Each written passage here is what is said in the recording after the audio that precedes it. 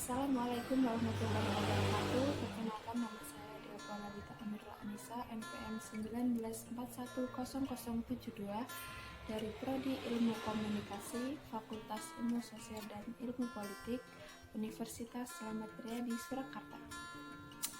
Nah, teman-teman pasti sudah tahu bahwa seluruh dunia kini sedang dilanda wabah virus corona.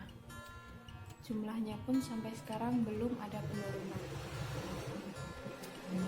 Walaupun belum ada penurunan dan melihat dari sektor ekonomi yang sudah lama terhambat, akhirnya pemerintah pun memutuskan untuk mengambil langkah baru dengan cara mengadakan wacana new normal atau tatanan hidup baru, yaitu mematuhi protokol kesehatan yang ada.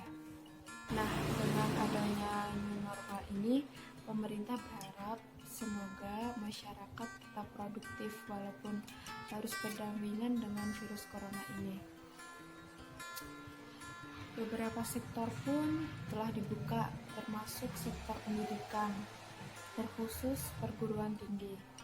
Nah, pandemi COVID-19 ini berdampak pada perguruan tinggi. Pandemi COVID-19 ini berdampak pada beberapa hal, mulai dari pengajaran dan pembelajaran, dosen, hingga kondisi finansial perguruan tinggi.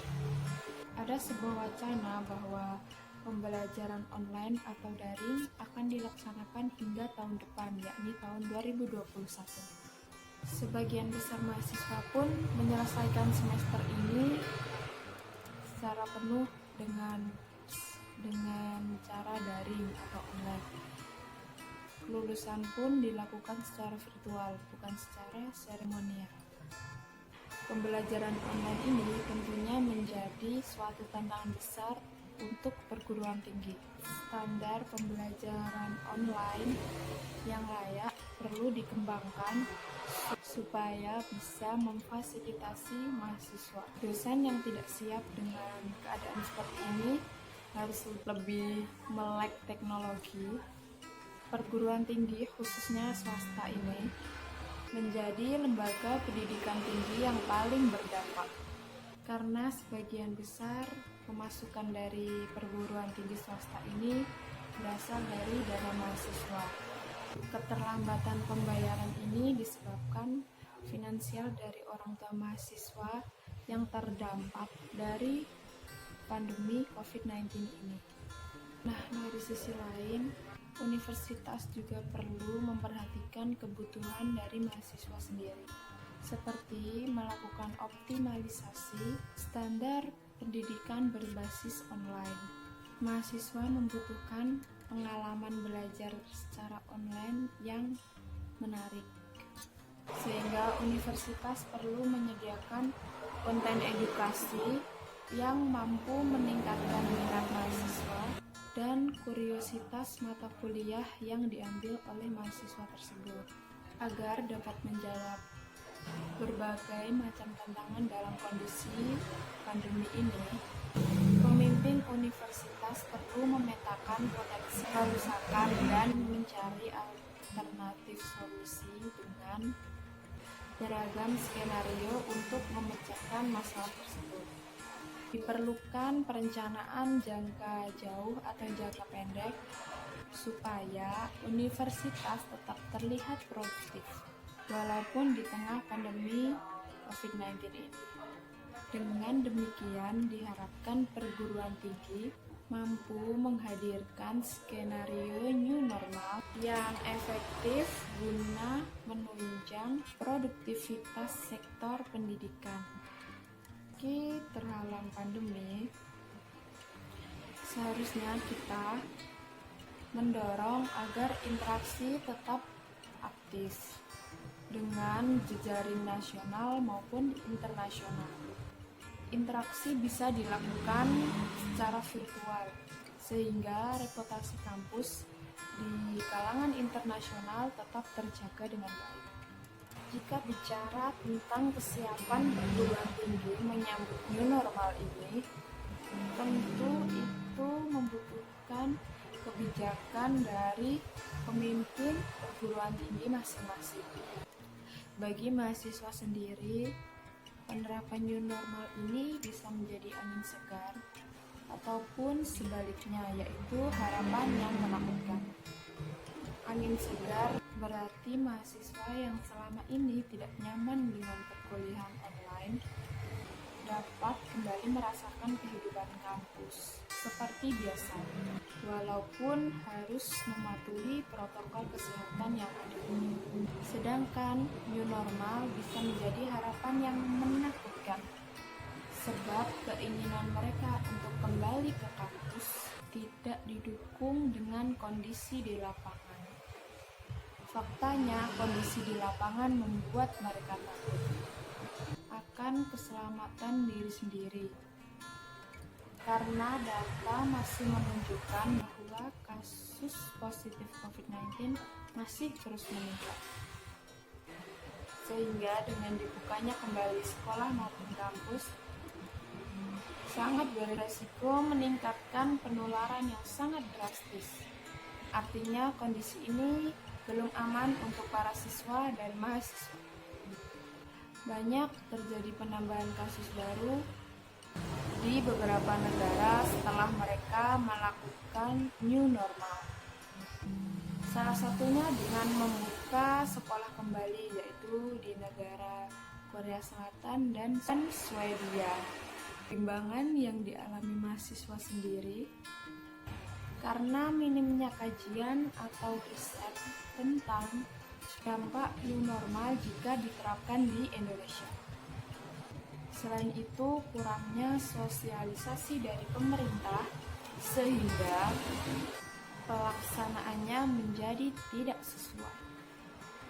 Banyak dari mahasiswa juga yang memilih metode pembelajaran dengan memperpanjang masa daring. Tetapi banyak juga yang mengusulkan untuk membuat shift, mengurangi jumlah mahasiswa dalam satu kelas, mengatur tempat duduk, dan dengan menggunakan protokol kesehatan yang ada. Selain itu, juga ada yang menyarankan untuk sebagian offline dan sebagian lagi online. Nah, beberapa hal tersebut bisa menjadi alternatif bagi kampus yang perlu dikaji lebih komprehensif lagi, supaya dalam penerapannya dapat meminimalkan resiko penularan COVID-19. Keraguan yang ada di masyarakat ini, khususnya mahasiswa, tidaklah menjadi sebuah pesimis. Pemerintah seharusnya juga lebih fokus dan bersungguh-sungguh atas kebijakan yang telah dibuat dan didasarkan pula dengan hasil penelitian di negeri sendiri. Lelah rasanya jika negara berdaulat ini hanya mensitasi dari negara lain yang tidak sama persis dengan negara kita. Maka memperbanyak riset dan mengedukasi masyarakat menjadi penting untuk terus dilakukan dan digencarkan. Selain itu, orang tua atau mahasiswa dapat menulis surat untuk pengajuan pengangsuran pembayaran dan penurunan UKT atau uang kuliah tunggal. Mahasiswa yang keberatan dengan situasi ini, baik perihal UKT maupun efektivitas kuliah daring, juga dipersilahkan mengambil cuti sampai keadaan normal kembali. Kembali lagi di dunia kampus, dengan adanya protokol kesehatan, maka kelas tidak akan terpenuhi secara 100%. Nantinya mahasiswa akan belajar yang setengah di dalam kelas. Nah, yang setengahnya lagi belajar daring di rumah masing-masing. Itu pun secara bergantian. Jadi dosen itu tidak harus mengajar di dalam kelas. Dalam belajar mengajar ini nantinya bisa menggunakan sistem graduate assistant. Nah, dalam sistem ini para asisten dosen akan direkrut dari lulusan atau alumni untuk ikut serta membantu dosen melakukan kuliah secara online atau daring. Nah, kunci dari keberhasilan penerapan new normal ini adalah kepatuhan seluruh masyarakat universitas dan sarana prasarana yang telah disediakan oleh pihak kampus tersebut. Pada saat kampus sudah mulai dibuka, tentunya akan banyak protokol kesehatan yang sangat ketat untuk menjaga agar tetap produktivitas dengan memperhatikan aspek keselamatan dan kesehatan para mahasiswa dan seluruh masyarakat universitas.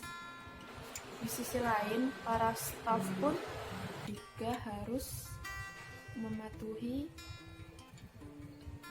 protokol kesehatan yang ada. Tidak jarang adanya kejadian di mana di sebuah tempat terdapat peraturan yang sangat ketat, namun semakin lama peraturan tersebut renggang. Hal tersebut seharusnya harus dihindari, sebab itulah yang nanti memberi celah untuk virus dapat masuk ke dalam ranah universitas. Nah, itu dia sedikit opini tentang new normal di dunia kampus dari saya. Maaf, ada banyak salahnya. Terima kasih. Wassalamualaikum warahmatullahi wabarakatuh.